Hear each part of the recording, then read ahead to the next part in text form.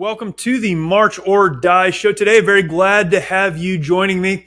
And today we are going to discuss an issue that I have certainly talked about before, but we're going to take a deep dive into the topic or the issue specifically of suicides in the first responder community.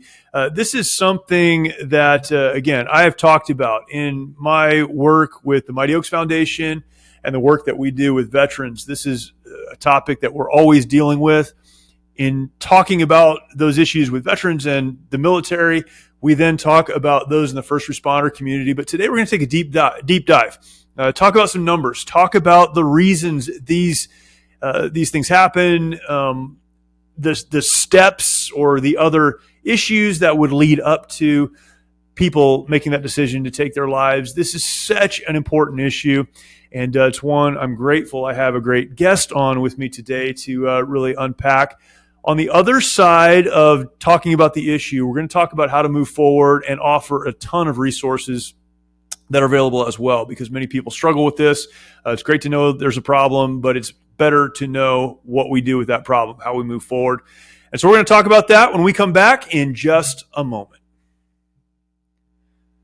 Again, welcome to the March or Die show. And I am, again, so happy to be able to have this conversation today. It is a heavy conversation for a lot of folks, for sure, but it is a very, very important conversation. When we talk about issues like suicide, and we talk about the challenges around working in the first responder community, in law enforcement, in the fire community, in the EMT, paramedic world, some very unique challenges. But at the end of the day, they are challenges that bring about feelings, emotions, decisions that sometimes are not good decisions. How do we deal with that? How do we identify it? How do we understand it? What are some resources that are available for those in the first responder community? And I'm excited to be able to talk about that. Before we jump into that, though, I will remind you, as I do every single week, if you're not yet subscribed to the show, please go ahead and subscribe. Whatever podcast platform you're listening from, subscribe right now. That helps me. That will help you. And I'd love to have you joining this conversation. My guest today is actually a good friend of mine. We have been friends for a number of years. And these are issues, I think I mentioned this in our interview, these are issues that we talk about a lot and have talked about a lot over the years. We've just never sat down and hit record to share these conversations with other people. But my guest is Danny Coon. Danny is a retired LA County Sheriff's Deputy, served in LA County for 31 years. Before that, he was a military police officer in the United States Army.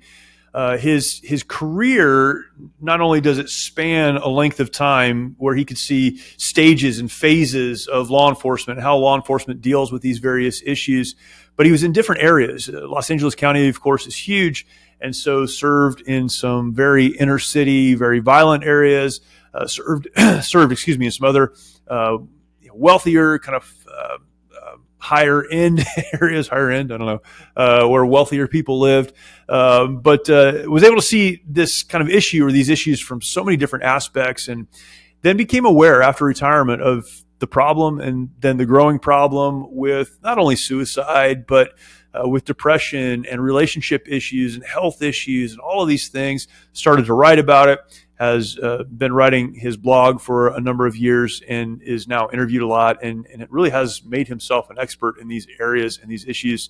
It's funny, knowing Danny, personally, my son's in law enforcement. He's a police officer. And Danny has been kind of there through the whole process. So really spending time with him as he was talking about going to law enforcement in the academy. Danny came to his academy graduation, spent time with him there, and helping him since then. So when I say he knows what he's talking about and he cares about those who are doing the work, he does both of those things. And I'm very grateful to be able to have this conversation and share this with you. So please, without further ado, as they say, my conversation with my guest and my friend, Danny Coon. Danny, thank you for joining me this morning. Great to see you. Good to see you, Jeremy. And I want to thank you for having me as your guest today. I'm deeply honored.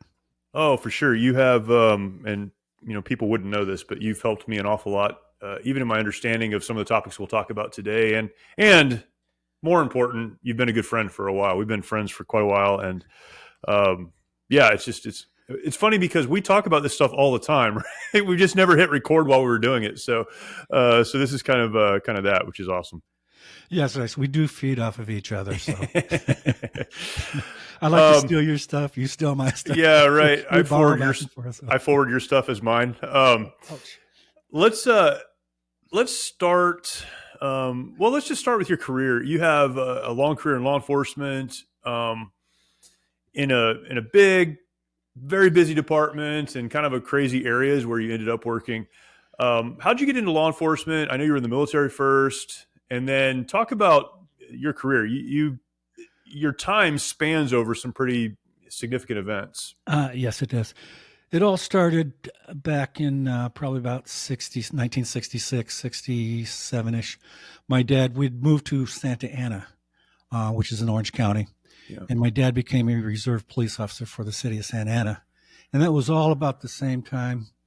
Some of the Adam 12s were just coming out, and I remember seeing him in uniform one day, and I go, I want to do that. And since law enforcement is a God-ordained profession, and you can go back into Romans 1 or Romans 13, 1 through 5, and it'll tell you. But I eventually got into scouting, became an Eagle Scout, one of the youngest Eagles, or at the time, the youngest Eagle Scout in Orange County. Wow. And when I turned 14 years old, I joined the Orange Police Department Explorer program. And then you can join at 14, but you were forced out at 18 because it was still part of the Boy Scouts. And when I turned 18, I left the Explorers as a sergeant, and graduated from high school. Wanted to get into law enforcement. I go, hey, why not join the Army and be a military policeman? It's the best of both worlds, or the worst, or the worst, however you look at it, I guess. It was great. You know, the recruiter did a good job. He came to one of our Explorer meetings, and he did a great job of selling. So I drank the Kool-Aid, got in an airplane on December 29th of 1975. Landed in St. Louis, Missouri in a snowstorm and didn't see asphalt for 6 weeks. Yeah, wow. Because of snow and ice. Yeah. Was a military place, was stationed back in a place called Fort George Meade, Maryland. That's where NSA is, headquarters is. I was there for a little over a year, and then transferred to Fort Ord, where from there I went to a place right up in Monterey County, southern Monterey County, called Fort Hunter Liggett. Now at Fort Meade, that was a combat unit, so we did both garrison MP work and whatever they do in the combat. I used to say we'd go camping with the Army because that's what we did. The food was bad, but the conditions were just right for an 18-year-old kid. Sure. Unless it snowed. And then when I was back in California, it was a straight garrison assignment, and so we were out looking for bad guys, doing regular police work stuff. And then when I got out of the Army, I applied for the California Highway Patrol. They were hiring at the time. And at the same time, I was going to college, and I have an AA degree in law enforcement. Right after I got out of college, I saw that, for the longest time I had heard that LAPD and LA sheriffs were hiring. And I go, man, I'm an Orange County kid. I don't want to go to LA, and it's not going to work. And finally, someone spoke to me from a higher power. And it wasn't my dad, so it was another father from a higher power. I was going to say, was that your dad? No. And I applied for and was hired by the Los Angeles Sheriff's Department. Yeah. I was hired in December of 1981. November of 1981, the day before Thanksgiving. Oh. And I retired in March of 2013. So I did, 31 years and 4 months. Yeah. Wow. And it was a fun career. It was great. I was one of the lucky ones. I only went to jail for 9 months. At the time, or prior to when I got hired, the average jail sentence for a new deputy was about 3 years. And you weren't there as a prisoner. You were there as a I was there corrections officer, right? As a jailer. And in the late 80s, late 81, going through 1982, the Olympics was coming up, and the sheriff decided to boost up his patrol stations. And so a bunch of people got out of jail early, and we were all happy for it. So I went to a place called Lumina Station. It's on the Palos Verdes Peninsula, and it's kind of a mix of both worlds. And 1 minute you can be in the dredges of San Pedro, because some of the county areas there, which is no different from South Central LA. And then the next minute you're walking into a multi-million-dollar house owned by some movie stars. Well, Chuck Norris's house. I've been in his house a couple of times. Yeah, right. Breaking up parties. His kids have great parties. Yeah. And spent a couple of years there. Went to East Los Angeles, which is the epicenter of the Latino gangs. Spent 4 years there. Another great career. Was a training officer there. For some reason, one of my friends talked me into transferring up to Lancaster with him. So up to the Antelope Valley, worked Antelope Valley Station for 9 years. Got tired of the desert and got a job as a detective on Catalina Island, as I was the only station detective. I was there for 8 years. A lot of people goes, "Oh, that was an easy assignment." Actually, it wasn't. There was a lot of stuff going on. You have the tourism crime during the summertime, and in the wintertime, the locals don't have anything else to do except commit crime. A huge drug problem, both on the local side and the tourism side. And so that was fun, kept me busy. A lot of property crime. So that kept me busy. I left there and went to Compton, where I stayed as a detective and eventually became a team leader. So I was mentoring new detectives, and my wife likes to rub it into my side that some of the detectives that I mentored then are now captains on the sheriff's department. Now, thank you very much. People keep advancing. Yeah. And you're just a sergeant. So, that's funny. I promoted to sergeant out of Compton and went to a county-wide unit where we patrolled the county parks. In Los Angeles County, similar to Riverside County and San Bernardino, they have huge parks. Yeah. And they also have Los Angeles County in South LA. Probably every couple of miles, there's what they call pocket parks. So it's just like a block or 2 blocks long. They'll have a pool. And and they're right in the middle of gang territory. And so you always get the Hispanic gangs, and you have the black gangs going all each other, and you have the Crips and the Bloods fighting each other. Yeah, all right, the time. right. So that was kind of fun. And after the summer of 2022, one of the things with Parks Bureau was the Board of Supervisors would beef up the patrolling the personnel during the summertime. And the way they did that was through overtime. And so it was a great overtime assignment for people that wanted it. Yeah. And we got people from the courts all the way through the SWAT team guys that would come. And the only prerequisite is that you had to be patrol trained. And these guys, after the summer of about, I think, 1 weekend, I supervised like 65 guys, one sergeant for 65 people, spread throughout 1/3 of Los Angeles County. And it's it's crazy. And by the end of the summer of 2012, I was done. I was just physically, mentally done, and kind of held on. We had a shooting in one of the parks, so I spent a lot of time in the after action report on that. And then December came along, and I told my boss, I'm done. Yeah. And in February, I took a month off of sick time, and then in March I retired. It was great. And one of the things that when I retired is my wife says we're moving to San Diego County, and she specifically said we're moving to Oceanside. Yeah, we'd been here before, and that's where you are.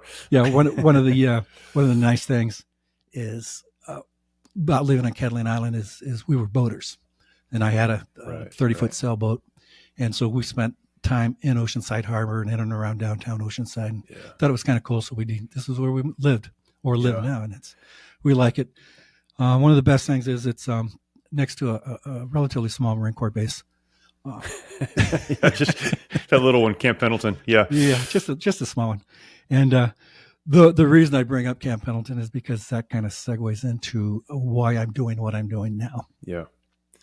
So when we first moved here, we had work done around the house and stuff done, and some of the guys that were delivering equipment to us, doing other things for us, were separated Marines. And before I ever talked to these guys, I had a very negative opinion on suicide. I thought if you're sick, it's selfish and everything like that. And I had no opinion on post-traumatic stress. I just thought everybody was weak, suck it up, buttercup type attitude, the attitude that we always have. And talking to these guys, I started realizing, this thing is real. And there's got to be something done about it. And it just, and I've talked to more and more over a 5-year period. And then after my dad passed away in 2018, my wife was diagnosed with lung cancer. All of the stuff that I had built up inside of me for 31 years, just came out. And then I, somewhere along the line in the same time period in 2018, I found out that more law enforcement officers die by suicide every year than in the line of duty. So that shook my core, and I go, something's really got to be done about this. And I started just writing little Facebook posts. And when I decided something has to be done about this, it's also to the point of, there's not going to psychologists and doctors and stuff like that. There has to be a faith-based solution to it. And so I started, I've been a Christian for as long as I can remember. So I started going through the Bible and looking at different scriptures and putting a faith-based type of scenario to it. And I was just writing short Facebook posts. And then I met you. Changed everything. And you politely told me, and it was probably really good advice of starting a website. And I did, and now I blog monthly on first responder issues. And first responders include obviously cops, corrections officers, firefighters, medics, dispatchers. I mean, the person who gets the call first, the unseen hero is what we call them. You know, they get the call first, and they're the ones that also they can't do anything. They can't help. They're just getting the information on their head and passing it on. So it's difficult on them. So last year,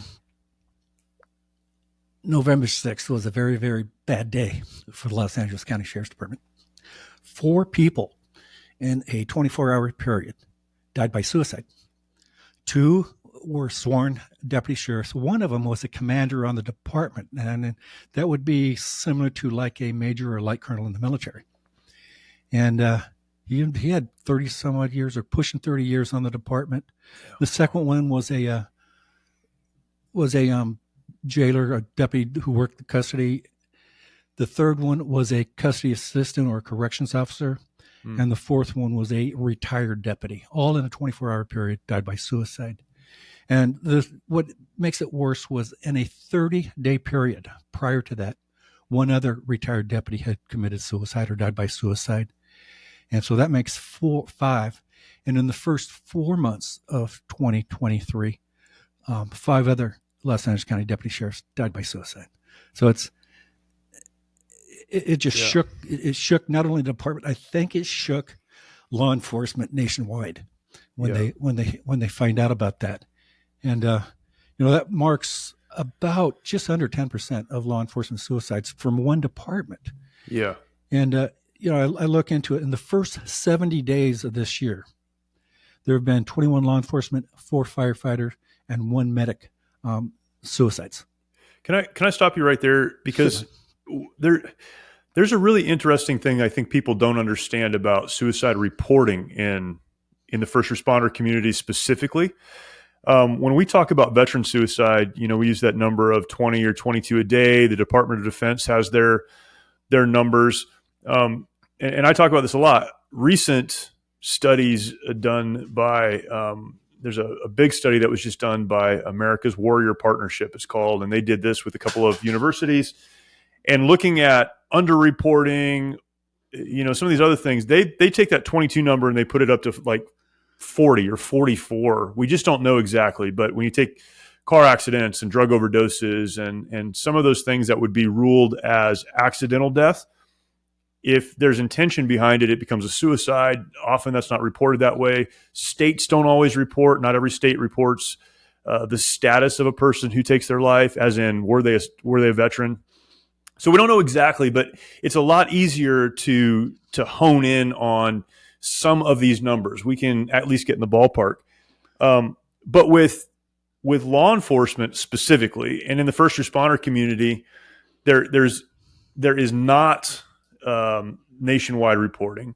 A lot of underreporting, and I'd love for you to talk about that, but underreporting because, a lot of reasons, but one is if your coworker is the one who took his life and you know their family and you're the one who responds, it's a lot easier for you to say this was an accident or something than to say it was suicide, to spare the family and to help the family. And then departments don't always necessarily put that data out. So when you give those numbers, this is my point, when you give those numbers, as terrible as they are, they probably don't reflect the actual size of the problem. Is that fair to say? That is definitely fair to say. In the past, and this was up until even before I retired, there would be a department suicide from let's just say Los Angeles County. A police officer from a small city would die by suicide. And typically, unless you're a large police department, you're going to have the sheriff's department assist you in homicide investigations, or in death investigations. Yeah. And for the most part, a lot of the known suicides were known suicides were reported as an accidental shooting. Right. One department, the officer dropped his Glock. And they say he dropped his Glock, it hit the asphalt, a round went off, and it hit him in the head. Yeah, right. Okay. Right. Yeah. You could drop a Glock a million times, it's never going to fire. Right. And there was another one, a guy on the sheriff's department. He was a range instructor, and the official homicide report was that he died by accidental shooting while he was cleaning his gun. Yeah, right. And a range instructor, really? I could see it if it was a trainee, Right. second week of the academy, Yeah. Never seen a gun, but a range instructor. And things like that were popping up. Well, that was all part of the stigma. And the stigma part of that is that if you die by suicide, you lose all your benefits. Your family's not going to have any benefits and you don't get it. And that's not true. Yeah. And but that's important to say because on the outside, I can hear that and say, well, they're not reporting. It's just to cover something up, right? It seems almost I don't know. It's real shady. Like they're just trying to cover up or cover for themselves. That's not the case. These people love each other and they want to do what's best, even if that means saying he died cleaning his weapon, right? Yeah. So, there are legitimate reasons, and some of those have been decided or determined to be false or whatever, but the stigma around that, I think people are trying to protect each other, not necessarily even protect the department. Yeah, it's more of a protection of the family. Yeah. And like you said earlier, your partner dies by suicide and you're the first one to see it. You're going to do your best for the family. Yeah. And there's up until 2 years ago, about 5 years ago, an organization called Blue Help came about. The wife of a officer who died by suicide started it, and Blue Help started tracking law enforcement suicides. So they were the official place where you would go to report a law enforcement suicide. Now they do suicide reporting for corrections, dispatchers, fire, and law enforcement. Yeah.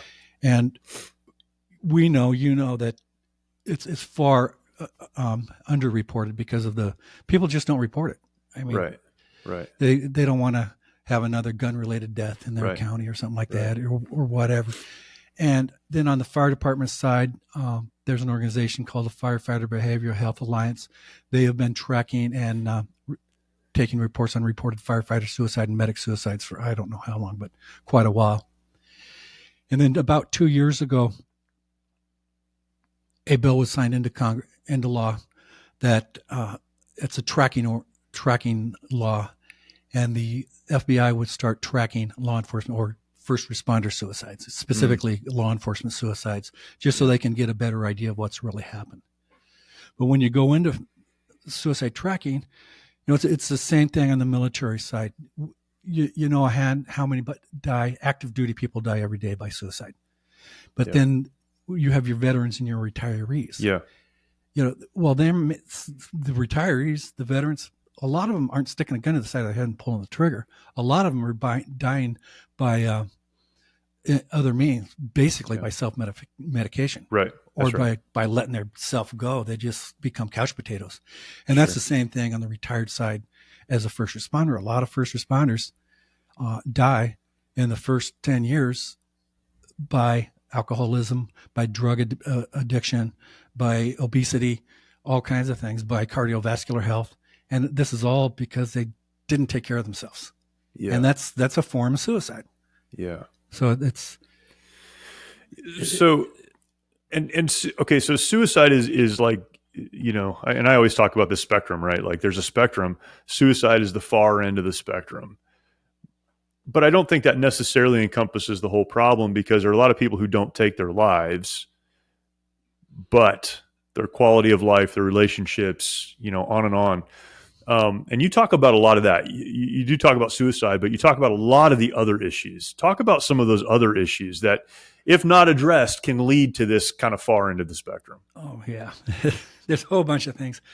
There's a lady, she's has a PhD in organizational leadership and management. Her name is Olivia Johnson. She started the Blue Wall Institute.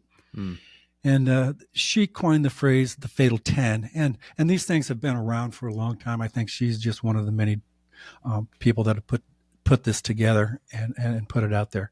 But the top 10 indicators of suicide ideation is what she calls it. And it's a top 10 things.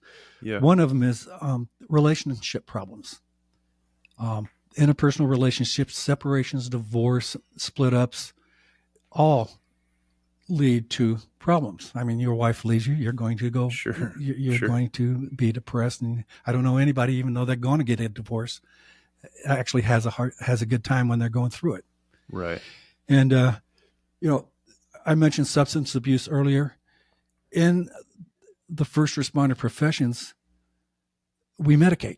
Everybody self-medicates somehow, some way. That's just what cops and firefighters do. In fact, alcohol is very deeply ingrained in the law enforcement culture.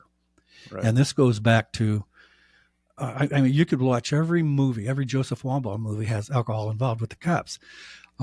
Just about every TV show, except for Adam 12, will show cops drinking.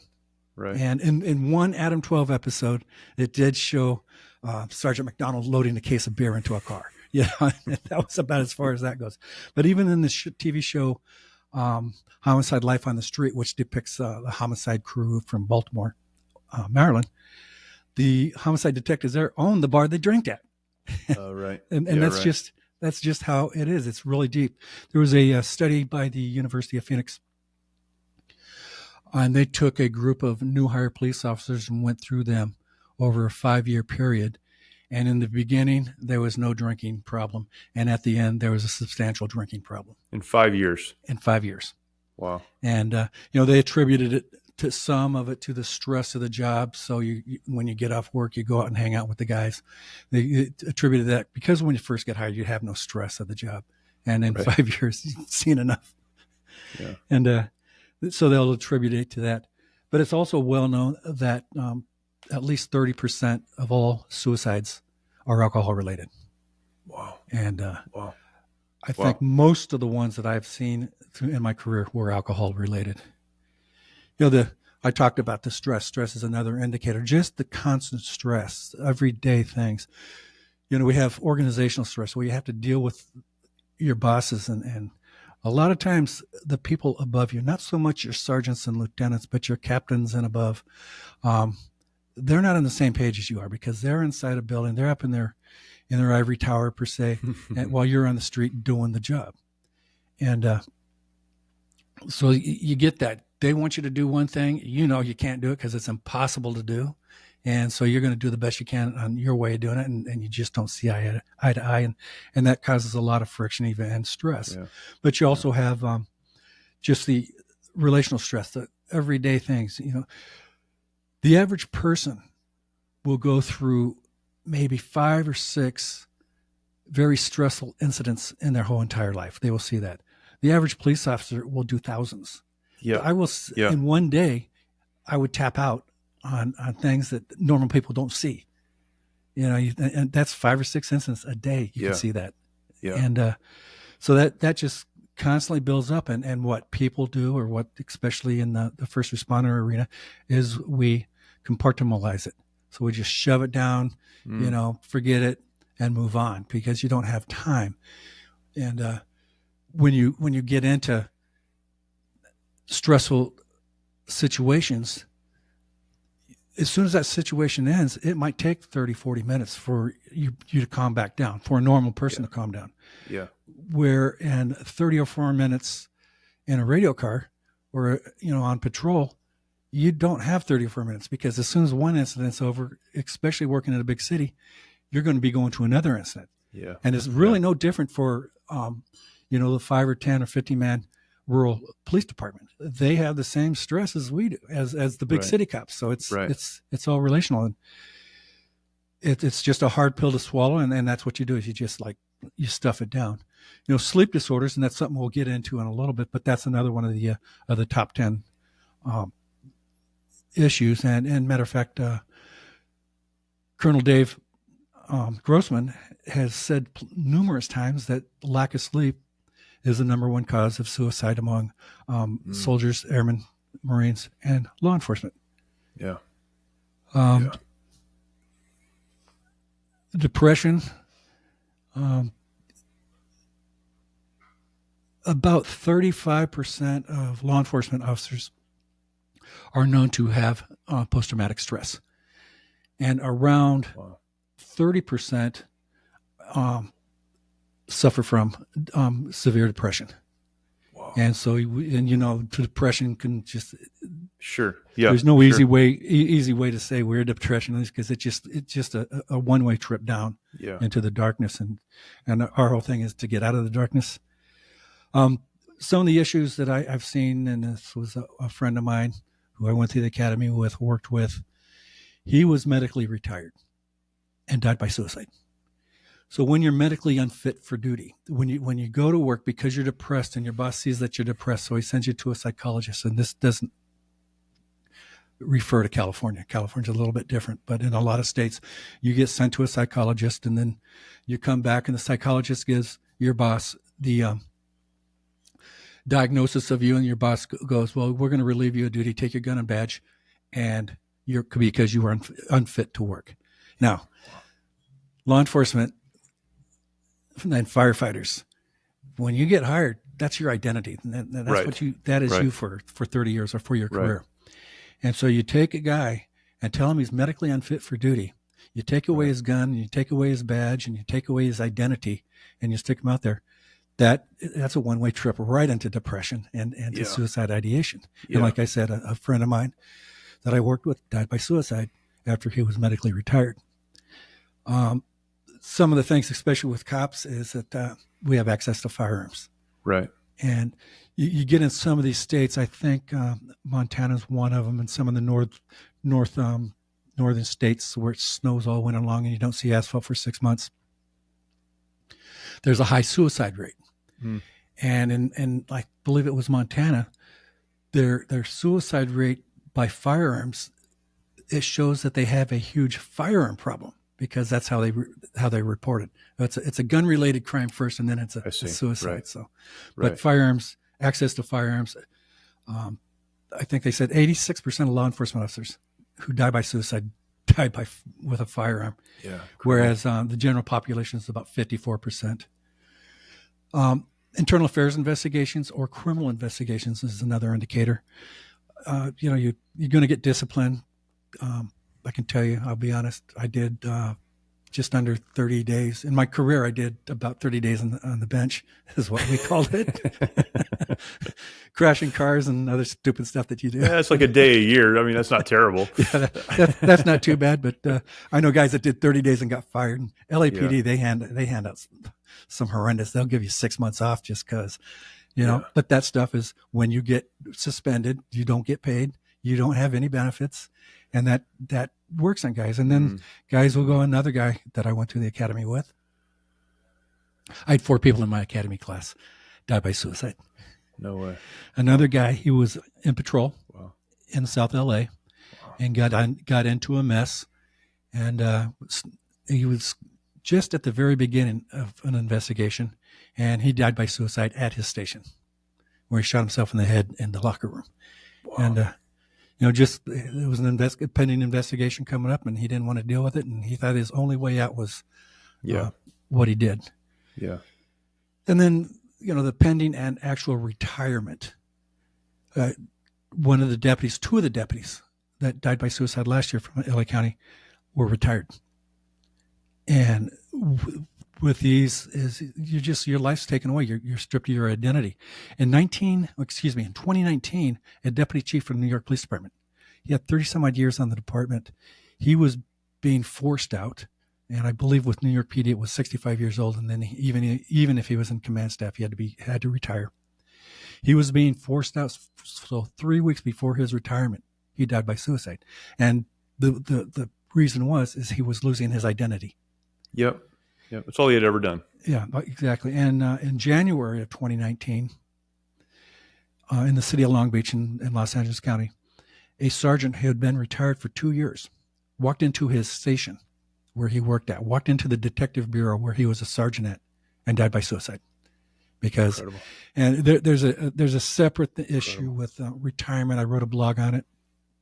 And in the first responder community, when you retire, you walking away from all your friends. Now, I have a couple of friends that I stay close with. I'm actually going to a reunion next month with other retired deputy sheriffs, and this is a once a year thing where you can commingle with your old friends and acquaintances. Yeah. It's fun, but the day-to-day, you don't have the day-to-day conversations that you would with your old partners and stuff like that, and that builds on people. I call it a friendly divorce because they know who you are.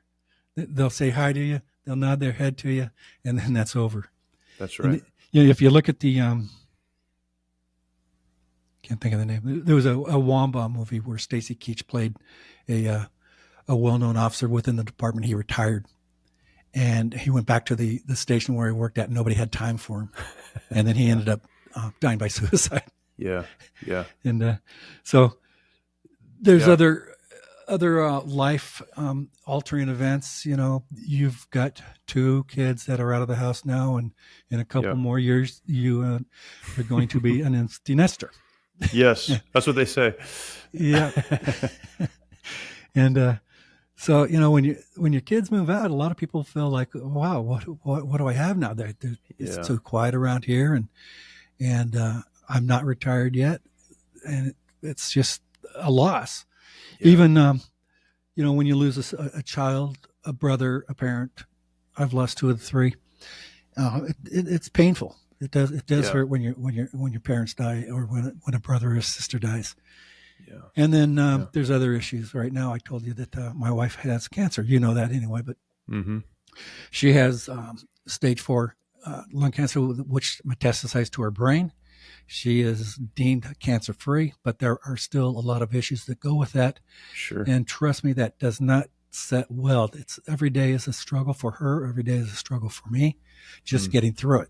And it's a difficult to do, but I have guys like you that push me in the right direction, feed me with the right information. So that works out good. I was going to say, with the scope of your career, so you outline all these things and talk about these things. Do you think the problem has gotten bigger, or are we're aware of it? It's, in the veteran community, you can trace post-traumatic stress symptoms, authors writing about it and so forth back into antiquity. I mean, ancient writings talking about what we would call now symptoms of post-traumatic stress.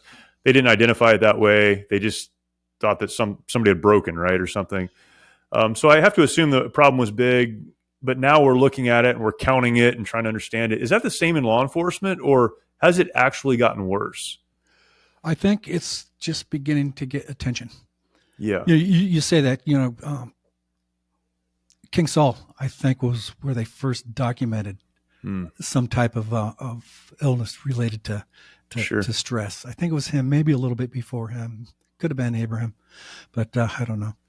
I wrote an article on it, and it's documented in one of my blogs. So go read the blog. That's the hard part. I have 5 years worth of blogs. Yeah, right. That's right. And to remember all that is a little difficult. But in the law enforcement community, suicide is something that you don't talk about. It's something we all know about, but it's something that we don't talk about. And it's mental health training. In 1981, you didn't hear about it. We had someone during the academy from our psychological services unit come in, and that was just at the time, I think they had 5 psychologists.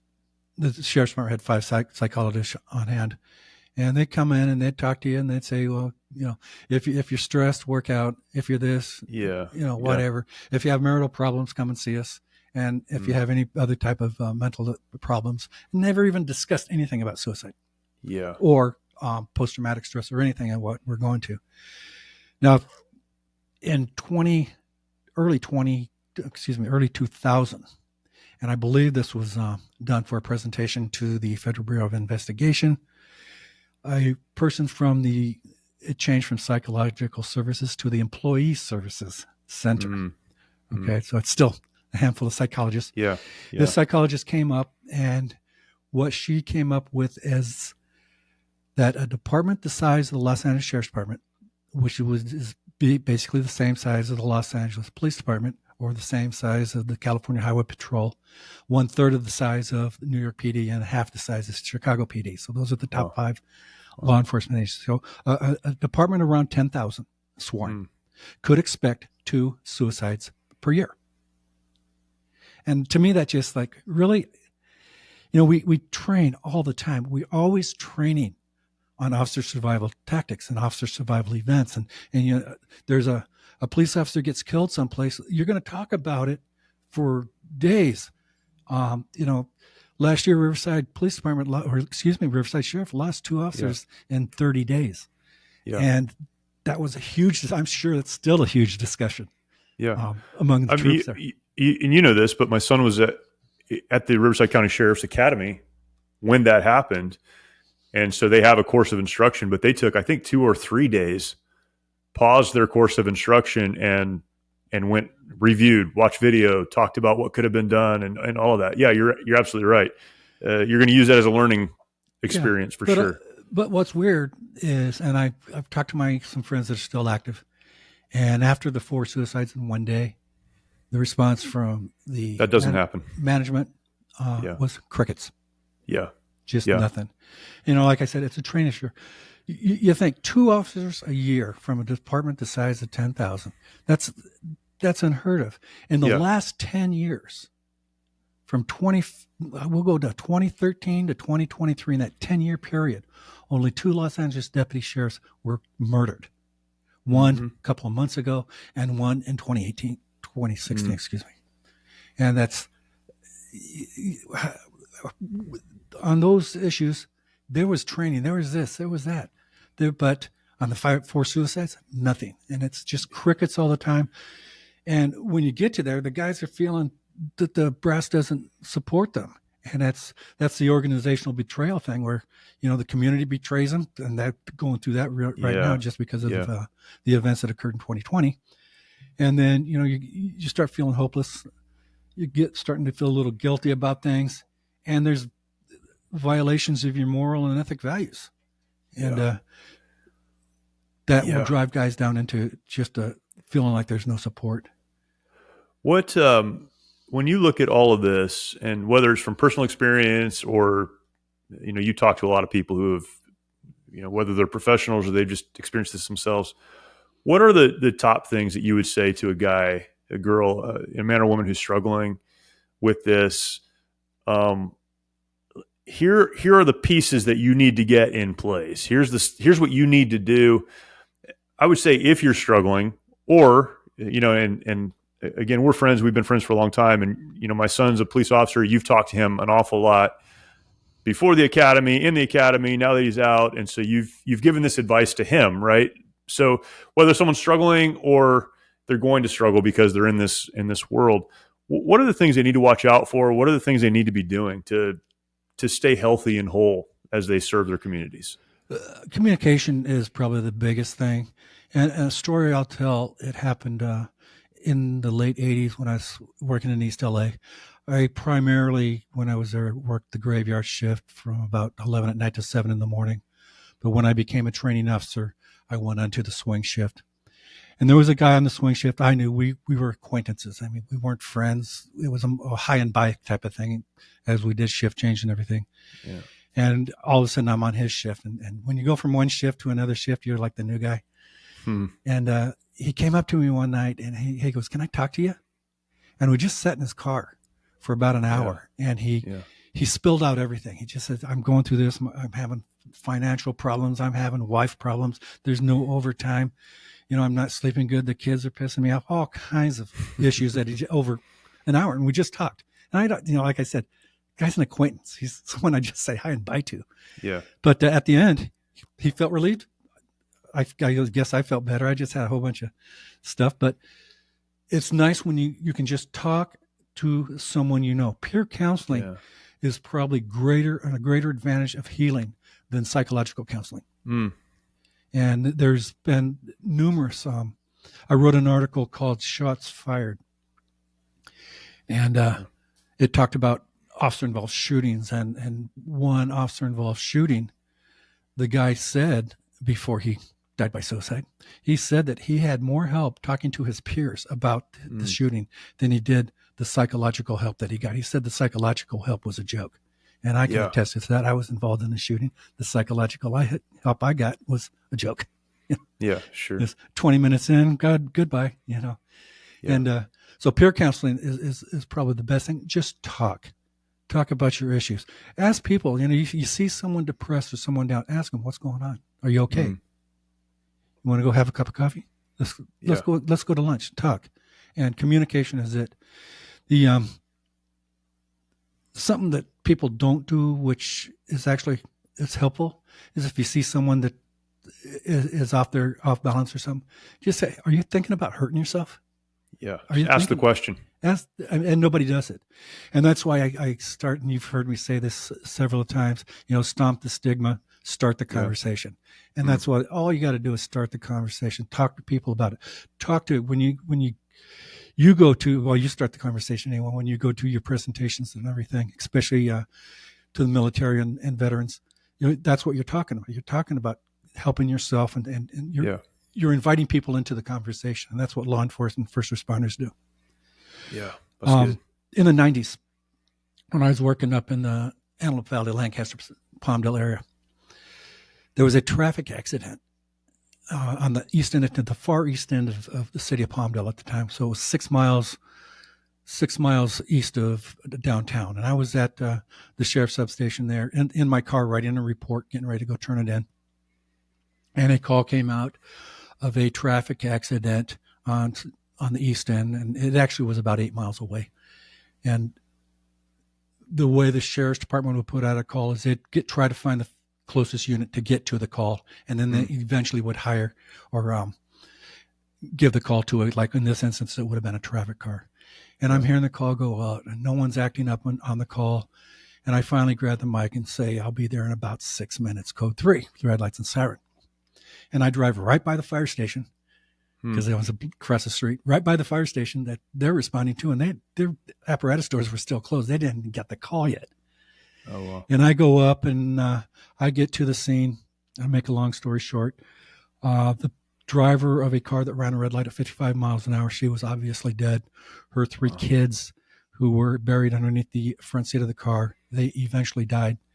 And the people in the car that had the right of way, they had suffered no injuries. It was wild. Wow.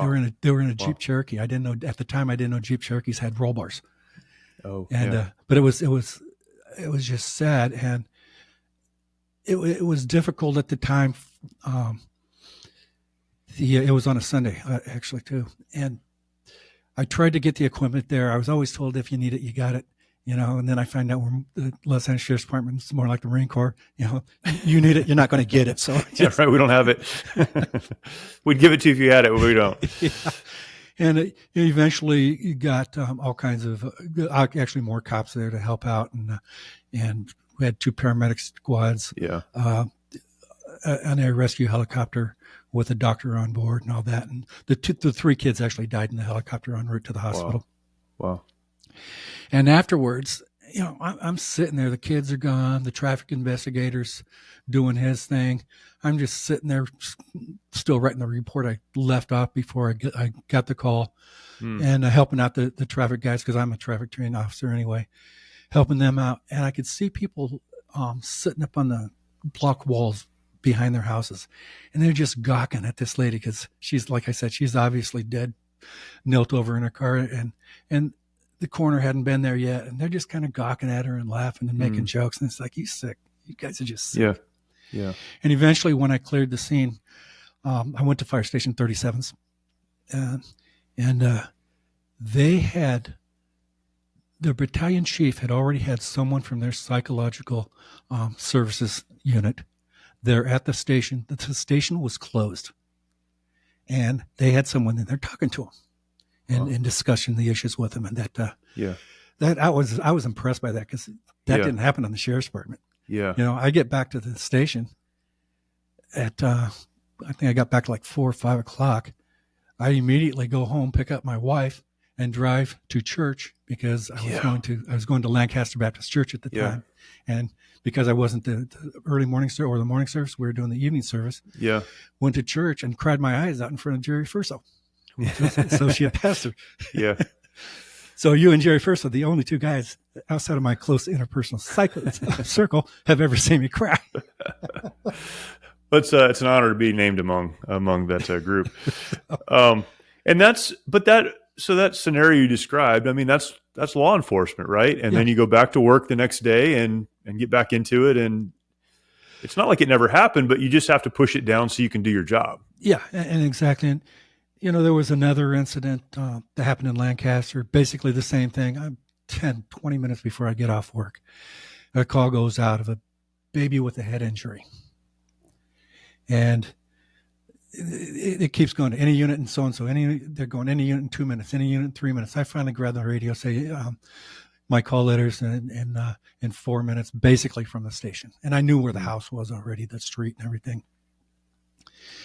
And back then we had Chevy Caprices that went really fast. Like I said to Chris Lindtrell on one of his podcasts one time, I wanted to be a cop so I could drive fast and take people to jail. So, I get to the scene and I'm thinking, well, the fire station there was like a half a mile away. Fire will be there before I get there. I get on the street. There's no fire department there. I get to the house. Okay. It's a baby with a head injury. Okay. So what could that mean? But as I get out the car, you get this eerie feeling going through your body. And it's the spirit going through me. And it says, this is something worse. So I get up to the door, and usually on rescue calls, especially rescue calls with kids, there's activity. Doors are open. People are screaming. Sure. I'm pounding on the door, yelling, sheriff's department. Lady comes down. She opens up the door and goes, my son's upstairs. I get to the top of the stairs into her bedroom, and her 11-year-old son, he's laying on the floor on his back. He's facing, or his head's pointing in a northerly direction. On his right hand is a stainless steel 6-inch 357 Magnum. On the left side of his head is his brain. Yeah. And you don't unsee that. Yeah. That was in 1996. Yeah. I'm talking about it today like I'm there. You just don't unsee those things. So, and it turns out that his father was a firefighter for Los Angeles City Fire Department. Wow. So eventually, about an hour later, a PM shift or swing shift unit comes on, relieves me, and they handle the report and take care of everything. But I get to go back to the station, put gas in my car, fill out an overtime slip, argue with the watch commander over 1 hour of overtime because they didn't want to give it to me, and then go home and live a normal life. And hi, honey, how you doing today? Yeah, that's right. And and I just stuffed it down. The next day, you do it again.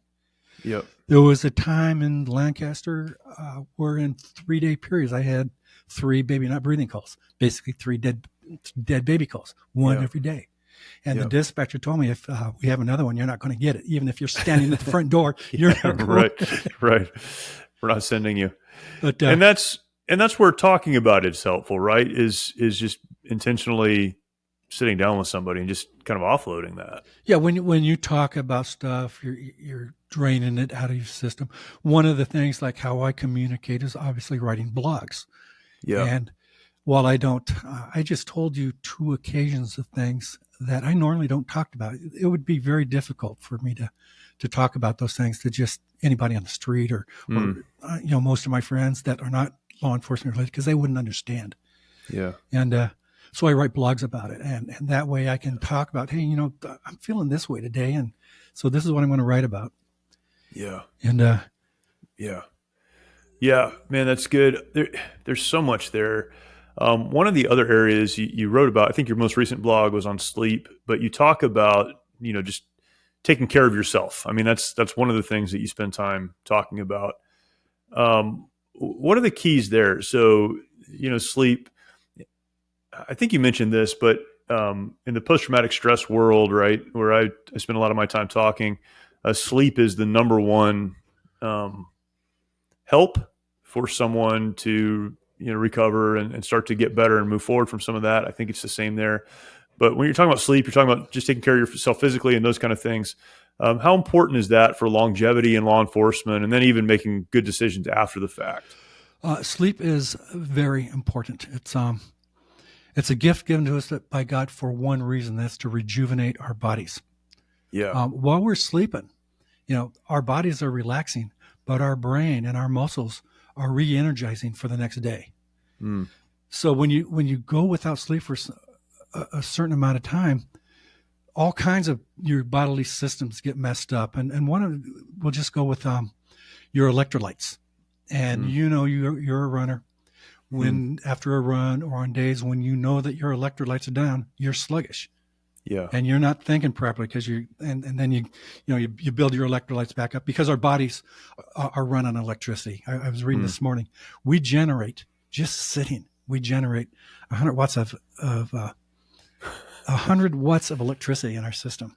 Yeah, it's crazy. Just by sitting. It's crazy. When you're on your runs, you're generating, probably upwards of 1,000 watts of energy, and that's just crazy. Yeah. So when we're sleeping, we're rejuvenating everything, and that's just how we are. It's called your circadian system, and it's based on a 24-hour clock, and you have to get sleep. And one thing that Colonel Grossman talks a lot about, well, 2 things. The one is light, and we live now in a society where, for the last 80 years, we have been, probably 100 years now, inundated with artificial light. Right. There's been studies with farmers in the Midwest who didn't get electricity up until the late 50s, early 60s, that they had less cancers and less diseases than they do now, because incredible. There's artificial light. Now, artificial light brings in late nights and lack of sleep. Yeah. And what Colonel Grossman says is get your sleep, and if you can't sleep in a completely dark area, or you have to sleep in the day, wear some type of eye covering or blackout shades and everything like that. And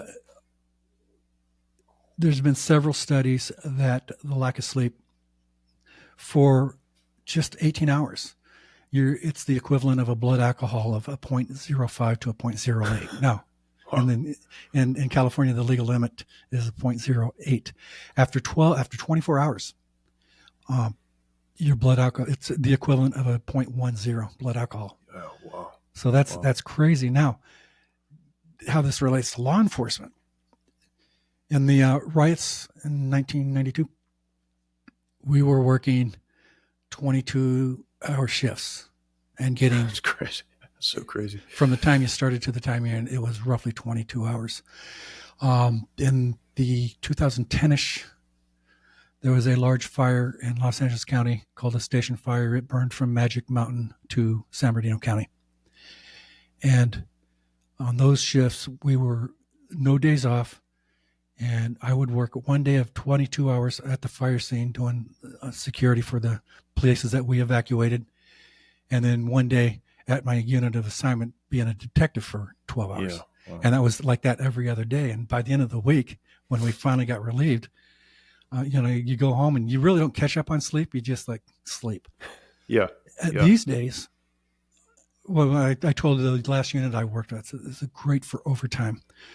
Well, Los Angeles County Sheriff's Department, they limited your overtime to 96 hours a month. So that would basically be a double 8-hour shift, or 16 hours, 8, 16, 8, and then your days off. Wow. Now they have increased that number to over 120 hours, and they're forcing people to work overtime. So even if you don't want to work overtime, they're forcing you to work up to 120 hours a month. It's incredible. You got guys now coming to work that are just tired. They're burnt out. Yeah. They're not completely rejuvenated. Their systems are all discombobulated. Yeah. And the one of them, the suicides that happened on November 6th, the wife of her husband, or the wife of the deputy who died, is suing the department because of sleep deprivation. She goes, that is the reason. He was just too tired to go to work, and he was consistently going to work. And that was the number one cause. And that goes back to what Colonel Grossman says, is lack of sleep is the number one cause among airmen, Marines, Army soldiers, and law enforcement of suicide. It's a great indicator. There was a doctor, can't think of her name right. She, her Dr. Bernhardt, she's a suicidologist. I mean, what a weird study. Yeah, right. She's a suicidologist. She did a 10-year study. She took 20 people, I believe it was 20 people that died by suicide. She studied their traits, and then took 200 people that had the same traits as the ones that died. And her group, over this 10-year study, came up that a sleep-deprived person was 1.4 times a greater risk of suicide than a non-sleep deprived person. That's incredible. And that sleep deprivation is a greater indicator of suicide than depression. And that one is what's like, really, I thought depression was pretty up there, but sleep is up as higher. Yeah. Wow. That's incredible. Yeah. And, you've gone through, when you were deployed, you went probably a very substantial time of no sleep. Yeah. Yeah. And you can attest that, hey, this isn't good. This is not healthy. And the only thing you can do is just get sleep. Force yourself to sleep. Right. We, now that I'm retired, you work mostly days, but you travel a lot. What you have to do is, in your travels, is just sit there and take time. Get out, you get back to wherever you're staying at. Don't go online. Get off your phone. Put everything away, and get some sleep. Yeah. Blue light is one of the big things they're talking about now. And it's hard on me, because what I do is I'll watch TV until about 9:30. I usually turn the TV off around 9-ish, 9:15. Once the news really upsets me, I turn it off. It's time to move on. But the iPad's still there, and I go, I can still, because I go to bed at 9:30, between 9:30 and 10. Yeah. The iPad's still there, so I'll scroll through anything going on Facebook, and so that I've just inundated my night with all this blue light. Yeah. And then yesterday, setting up, I've got lights all over the place, so I'm setting up to get all the lights right. And so I have all this light in my brain. I go to bed, right, and you're not going to go right to sleep. You close your eyes, and so get rid of light about a half an hour before you go to bed. One of the other issues of lack of sleep is caffeine. Caffeine has a half-life of 5 hours. We average between 200 and 400 milligrams of caffeine a day. In general in America. Yeah. You drink more caffeine. Well, I can't say you drink more than I do. I drink a lot of iced tea. You drink coffee. Yeah, I drink a lot of coffee. Yes. Yeah. I get more than that 400 milligrams for sure. Yeah. You get your coffee. I drink a lot of iced tea. Yeah. Yeah. And you have to be cognizant of, after 12 o'clock, don't drink anything with caffeine in it. Because with a half-life of 4 or 5 hours, by the time you're getting ready for bed, that caffeine's still active in your system. And energy drinks, because of the caffeine in those, are even worse. Not only are they bad for your heart, but they're loaded with it. They've probably got as much caffeine in one Monster drink than you drink all day in your coffee. So not to mention the sugars and everything else that's in. So that just amps you all up, and you're not going to sleep for that. Yeah. And then sleep it's weird, but it leads to obesity. And what it does is when you're not getting enough sleep, you're hijacking your system, your HPA, your hypopituitary or hypothalamus pituitary adrenaline system. What you're doing is basically you're not sleeping. You're putting your body into the fight, fear, or freeze mode, or the fear, fight, fright and fight mode. And what you're doing is you're putting yourself in that. And so you're not sleeping. All you're doing is producing cortisol. Cortisol it's a good drug when used properly. God gave it to us because of the fear reaction. But you're laying in bed, but you're producing cortisol. Cortisol has a weird effect where it's kind of cliche to say it, but it makes you eat bad. You kind of get, you kind of crave sugary things. You kind of crave carbohydrates. I always thought that donut shops were open at 3 a.m. because that was the only place to get coffee. Donut shops were open at 3 a.m. so I could go there and get fat. Right. Yeah. And that's, and law enforcement, or in the first responder community period, obesity is huge. Now what you do is you can't sleep because you're overweight. But you're overweight because you're producing cortisol to make you eat poorly. Yeah. And you can't sleep. So it's just a never-ending cycle, and you're getting bigger and bigger. Yeah. And law enforcement or first responders period, but law enforcement has the highest rate of obesity of any profession in the United States. Wow, incredible. Behind that is the pastorate. Yeah. You and Steve Chappell are exceptions to it, but the pastorate, it blew me away when I read that. I think they just took John Hagee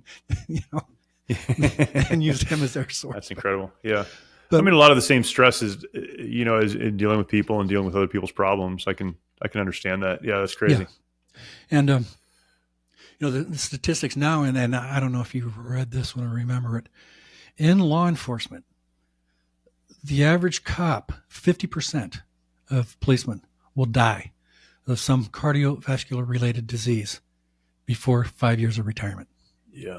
Yeah, I have seen those numbers. The average police officer has their first heart-related issue at age 47. Man, interesting. And they die by the age of 57. This is there was a study out of the University of Buffalo that and several other studies. There's a doctor in Texas he's a cardiologist and a police officer, and he's done numerous studies on obesity and heart-related diseases, and that in a weird sense is a way you're dying by suicide at the end.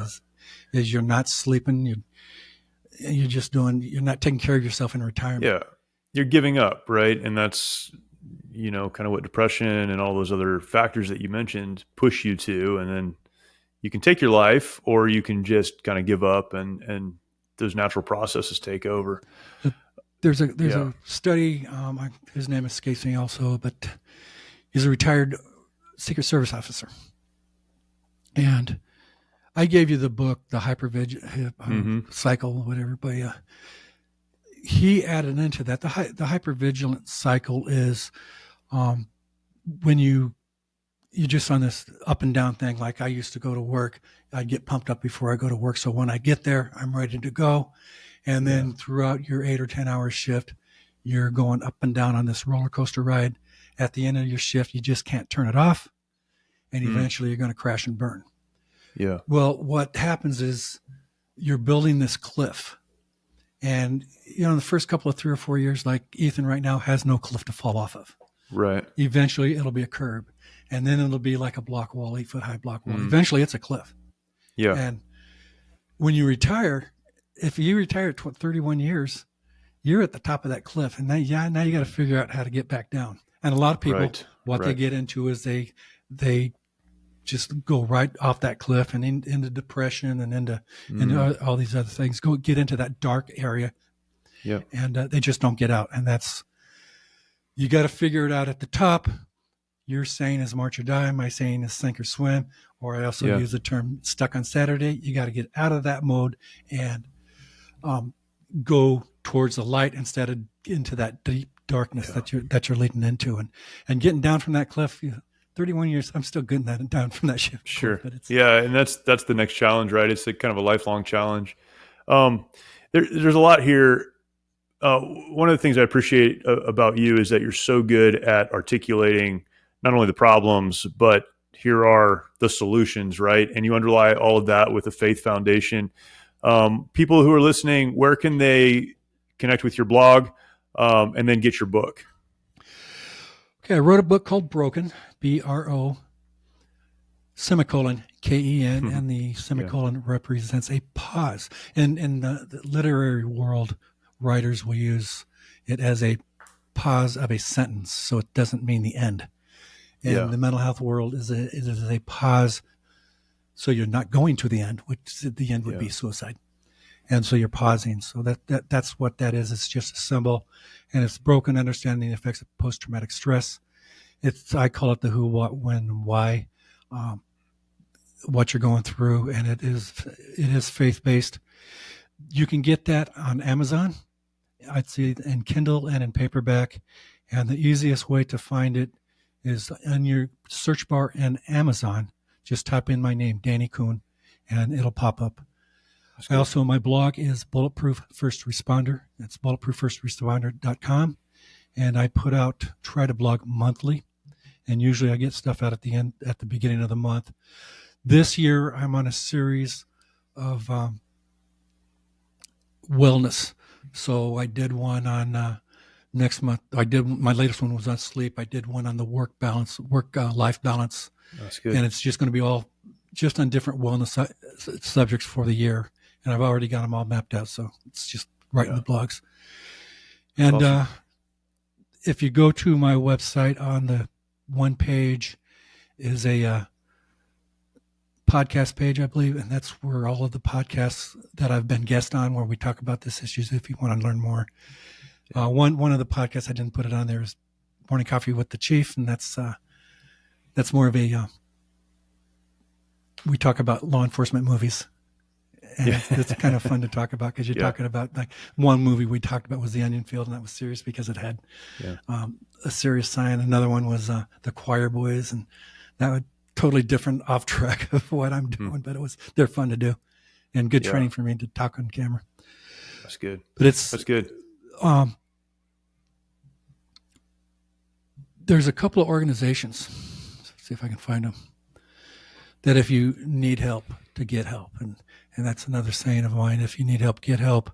People will tell you no. If you need help, they don't know. But one of the organizations, it's called Copline. It is a 24-hour hotline for law enforcement officers, retired law enforcement officers, and their families. And it's staffed by trained law enforcement officers. And what they do is, if you have a problem, you give them a call. Everything is confidential. There's no reporting to a department. Matter of fact, when people graduate from Copline, they do not post their names or faces on their website or even when they say that they're having a graduating class. Everybody in the group picture, you see the back of their heads. You only see the faces of the instructors. You don't see.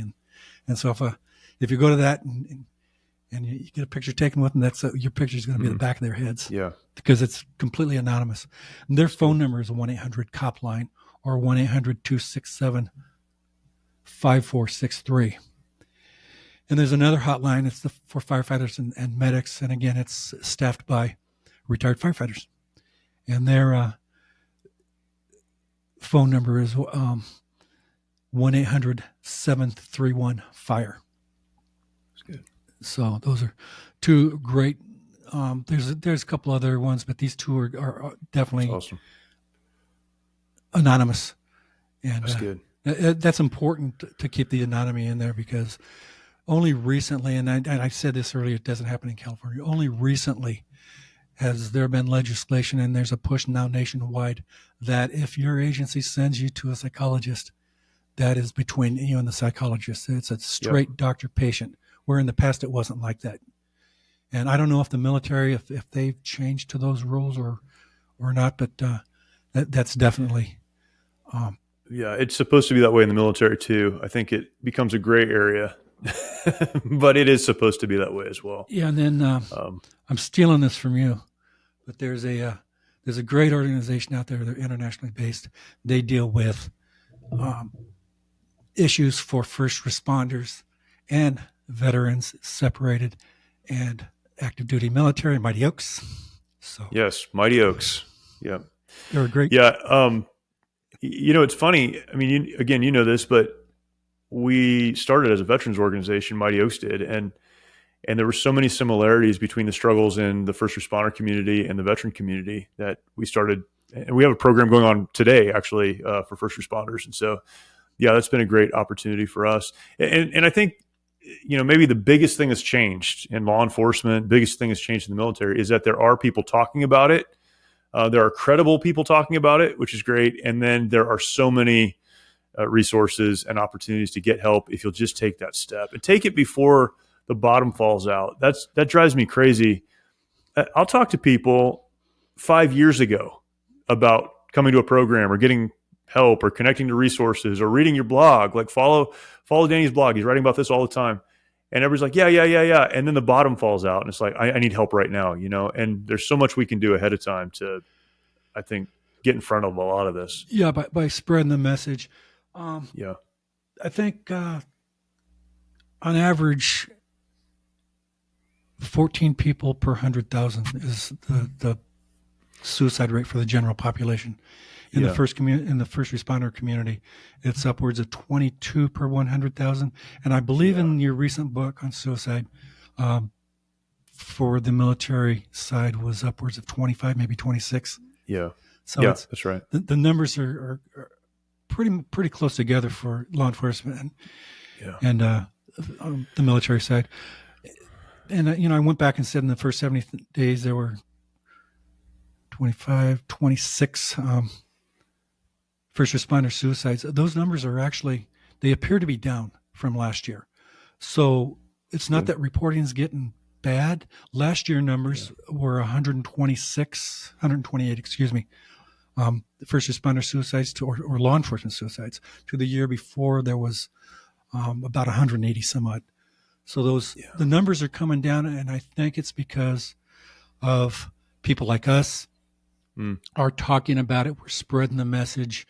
Yeah. On the law enforcement side, I like to say that it is a overpopulated arena to be in right now to talk about it, but it's not big enough yet. I mean, it's like, the church on every corner is great, but if you can get a church every 100 feet from each other, sure, to get that message out there more, is even more fantastic. More is better until the problem's gone. Yeah. I mean, and it's going to be there but as long as we can lessen it every year, when you go from 180 some odd to 120 some odd, 60 in a year, that's good. It appears to be down this year so far. Good. We'll see what happens as the year goes on. Good. What's going to be interesting is it seems, I call it the pendulum, and I've seen this swing from one end to the other. Your son will see it several times during his career. It'll go from the far right to the far left, where we want it basically in the middle. Yeah. And for the longest time, we weren't on the far left, but we were a little bit more towards the far left than we were towards the middle. And then in 2020, the bottom fell out and everything went to the far right. And that is slowly turning around now. The public is starting to realize that, hey, all these stupid laws that we passed and all these things that we did in 2020 aren't working. So let's get back to the way it was. And so that should calm down some of the issues that the cops are having. Because right now, they're just felt betrayed. When you have a department that can't hire because people don't want to be cops. Yeah. It's under, and on the fire department side, it used to be, I remember one year the LA County Fire Department was hiring. Over 2,000 people showed up to take the test. Yeah. To get on a list. They weren't even, they were putting a list together. In the 80s, when I was looking to get hired in Orange County, I would test every weekend for a different agency. Wow. And all they were doing is putting your name on the list. And every week when I'd go test, I would see the same 150, 200 people that tested the week before. Yeah. Because we all didn't want to go to LA County. We all wanted to stay in Orange County. Right.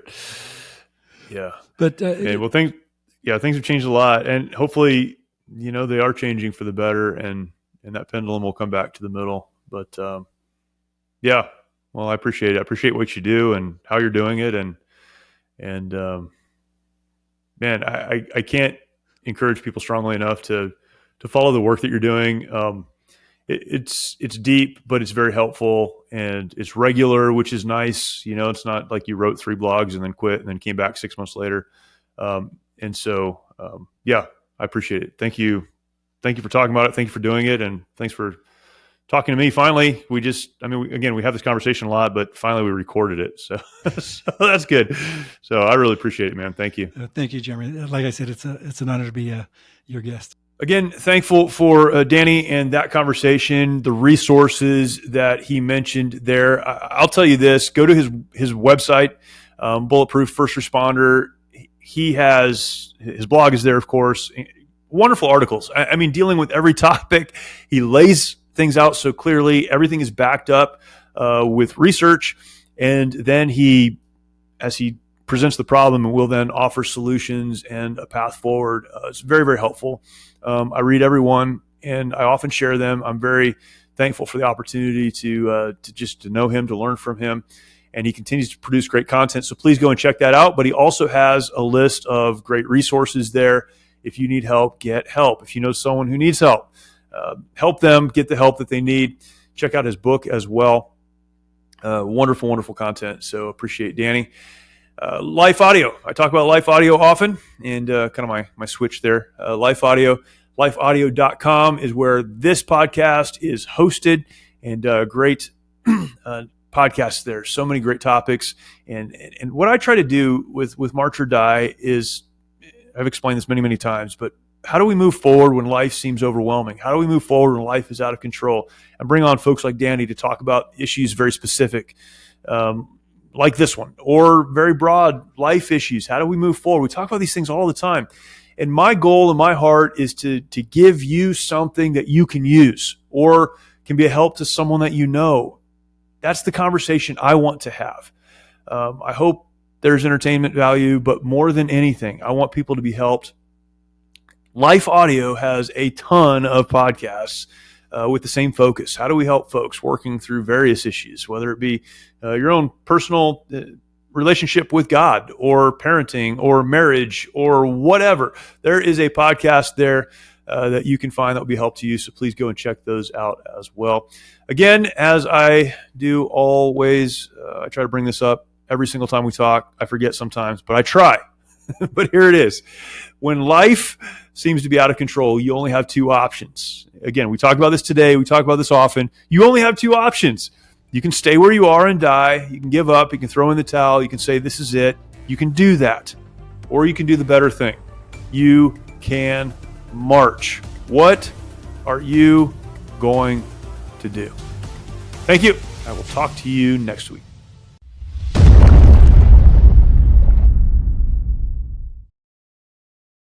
Many of our veterans feel they need to fight their battles alone.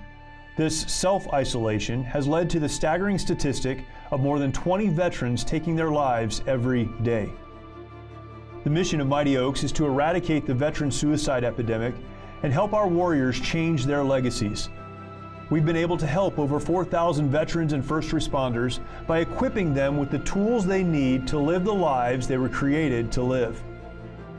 Our faith-based, peer-to-peer approach has one of the highest success rates of any program available today, offering hope and understanding to those who need it most. By aligning their lives to biblical principles, these men and women are able to lead their families, their communities, and our nation. It's your generosity that can make a difference in the lives of the men and women who have fought for our country and our freedoms. Now that they're home, don't let them fight alone. Learn more at mightyoaksprograms.org.